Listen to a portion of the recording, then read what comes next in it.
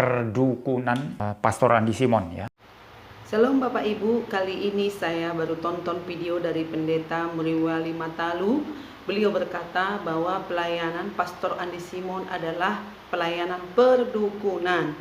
Dan sebelum saya ulas, tolong Bapak Ibu tonton dulu pernyataan dari hambanya Pendeta Muriwali Matalu. Pelayanan Andi Simon, kebebalan daripada pendukung-pendukungnya ini, ya, kebebalan dan kebodohan mereka. Ya, yang tidak mau pengajaran Alkitab yang lurus, ya, yang menafsir Alkitab itu dengan baik dan benar, tetapi mereka lebih suka menonjolkan mujizat. Ya, mereka adalah mania mujizat, ya, mujizat mania, ya begitu. Judul video saya ini adalah perdukunan Pastor Andi Simon, ya, dan sekaligus tantangan saya, ya. Nah, kenapa saya katakan perdukunan? Karena kalau saudara meneliti seluruh Alkitab, tidak ada Tuhan Yesus itu sengaja mengadakan acara-acara kesembuhan. Atau para rasul sengaja mengadakan acara-acara kesembuhan. Tidak ada. Semua dikaitkan dengan pengajaran firman Allah. Pengajaran tentang kerajaan Allah. Pengajaran tentang diri Tuhan sendiri, yang adalah Raja Kerajaan Allah. Mengajar, memberitakan Injil Kerajaan Allah. Supaya orang-orang bertobat. Ya. Lalu kemudian menyembuhkan penyakit. Seperti itu saudara. Jadi ada pengajaran, ada pemberitaan Injil. Ya, setelah itu kalau ada orang sakit baru disembuhkan saudara.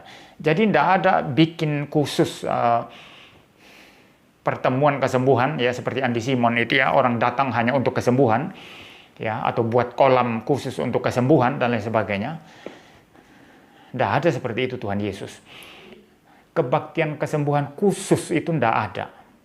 Selalu mengajar mengenai firman Allah, kerajaan Allah, siapa dirinya sebagai Mesias yang akan menebus dosa. Dia berkhotbah, ada pertemuan khusus hanya kesembuhan, kebaktian kesembuhan. Ya. Tidak ada seperti itu. KKR kesembuhan itu menyesatkan. Hati-hati dengan mereka yang suka bikin mujizat, tidak ada Injil, tidak ada pemberitaan firman Tuhan, tidak ada pembahasan Alkitab. Hati-hati kepada mereka. Mereka adalah penyesat-penyesat yang nanti akan dimurkai oleh Tuhan Yesus Kristus, saudara. Andi Simon khotbah Injil, Andi Simon mengajarkan ajaran Alkitab, mengkhotbahkan Injil kepada mereka yang datang untuk berobat. Yang kerudung-kerudung itu, ya, ditawarkan kepada mereka berita Injil atau tidak? Saya mau tanya. Saya tidak melihat itu, saudara. Saya tidak melihat dia mengajarkan kebenaran firman. Kalau saya uji doktrinnya mengenai siapa Kristus, mengenai Allah Tritunggal, mengenai doktrin Alkitab, mengenai keilahian dan kemanusiaan Kristus, saya kira dia tidak lulus. Ya. Kalau saya melihat, memperhatikan video-videonya yang hanya bicara kesembuhan, saudara. Baik Bapak Ibu, kita sudah menonton video yang diunggah oleh Pendeta Muriwali Matalu yang berkata bahwa Pastor Andi Simon adalah pelayanan perdukunan. Ada beberapa poin yang saya mau sampaikan. Yang pertama, Pendeta Muriwali Matalu berkata bahwa pengajaran ataupun pelayanan Pastor Andi Simon hanya bersifat kesembuhan-kesembuhan yang ditonjolkan, tidak menyampaikan ajaran yang benar dari Alkitab. Yang saya mau katakan di sini Bapak, kita bukan tidak perlu ajaran ataupun doktrin kekristenan itu, perlu.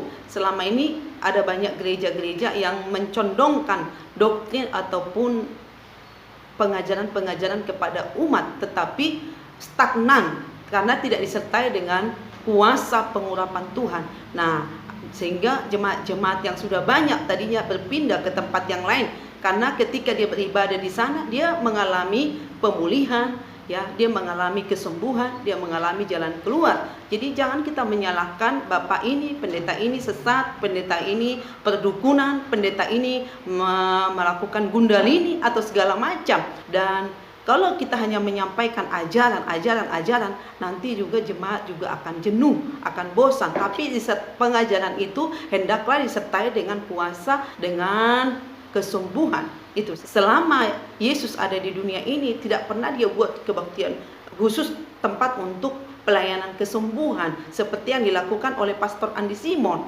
Nah, kalau kita buat seperti itu, seperti yang di Alkitab begini letter kita ambil untuk sekarang, menurut saya tidak tepat. Kenapa? Dulu memang Yesus di dalam Matius 4 ayat 21 dikatakan dia berkeliling pakai berjalan kaki mungkin ya. Kalau kita bilang Yesus dulu berjalan kaki pakai naik keledai atau naik unta misalnya, kita buat seperti itu di Indonesia sekarang, kita harus pakai keledai supaya sesuai dengan Alkitab seperti itu. Sekarang nggak bisa lagi, orang mau pelayanan, mau keluar kota, ya naik pesawat, atau mungkin di antara daerah pun dia naik mobil, nggak mungkin lagi pakai unta seperti itu. Jadi kita harus jangan berpatokan seperti ini sesuai dengan Alkitab.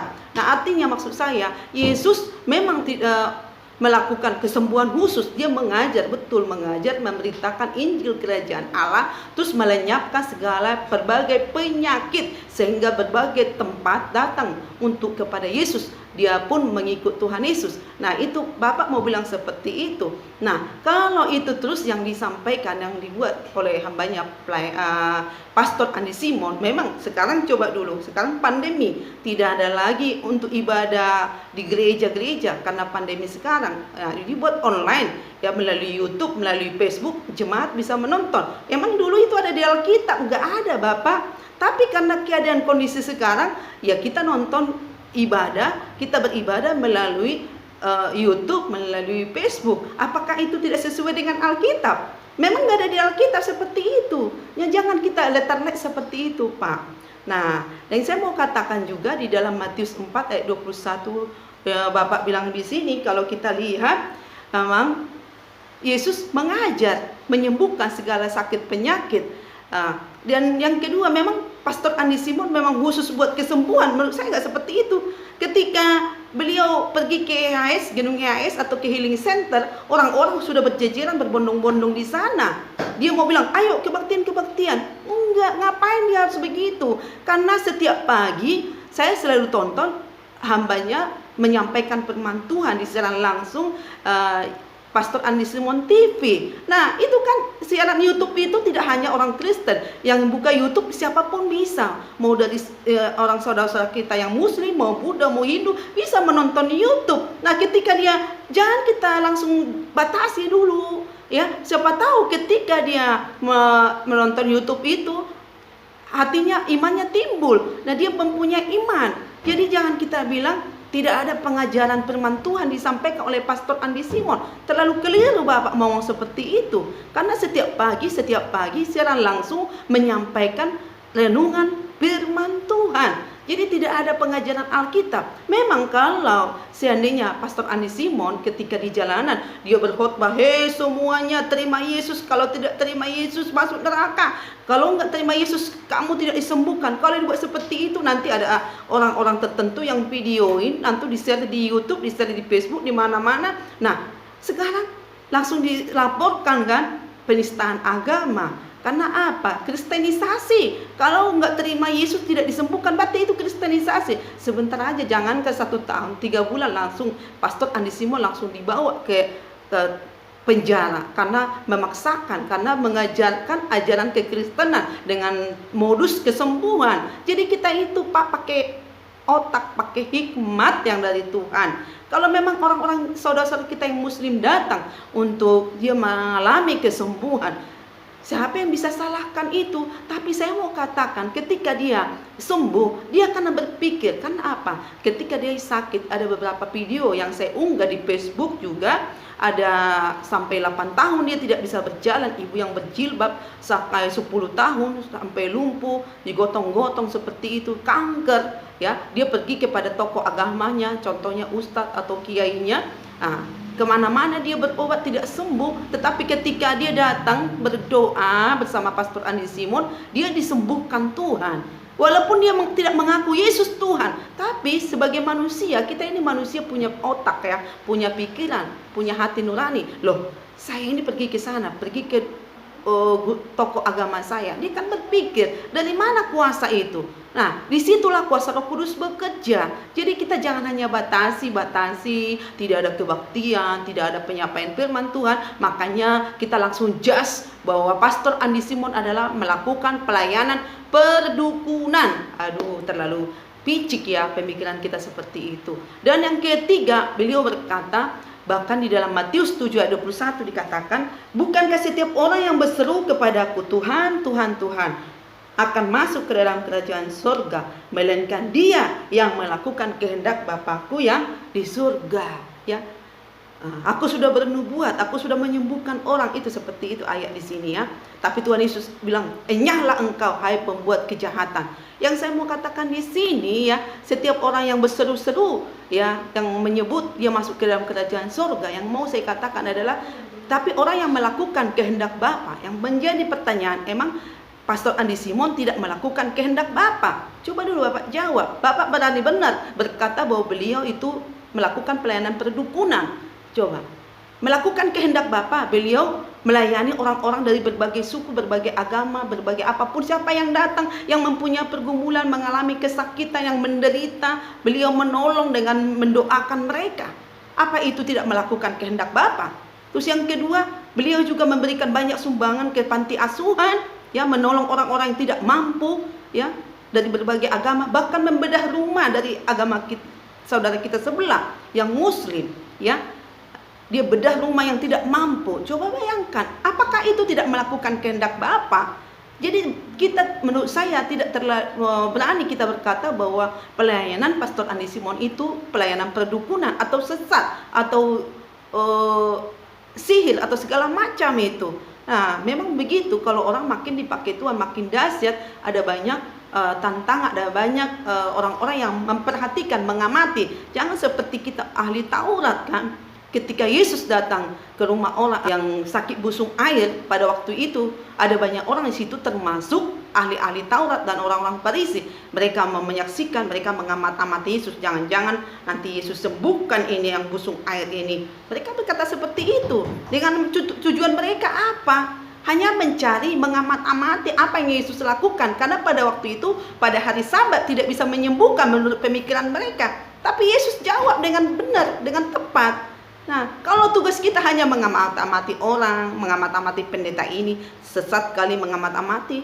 Jangan seperti orang ahli-ahli Taurat tadi, orang-orang Farisi itu hanya mengamati apa yang harus kuperbuat untuk melayani Tuhan, apa yang harus berbuat, buahnya apa sih? Seperti itu. Nah, jadi jangan kita hanya menjas. Kalau kita tidak percaya mujizat, ya jangan kita menyalahkan, mencari kambing hitam atau mengamati orang lain, ya. Justru kita senang orang lain bisa tertolong, walaupun dia dari berbagai agama, suku, bisa ditolong. Ini yang perlu kita syukuri. Terlebih lagi melalui itu semua, nama Kristus, nama Yesus makin tersiar di seluruh negeri, di penjuru Indonesia ini, bahkan di luar negeri. Siapa itu? Siapa anak Tuhan? Pastor Andi Simon. Orang apa dia? Ya, pengikut Kristus. Nah, nama Yesus jadi harum, Bapak Ibu.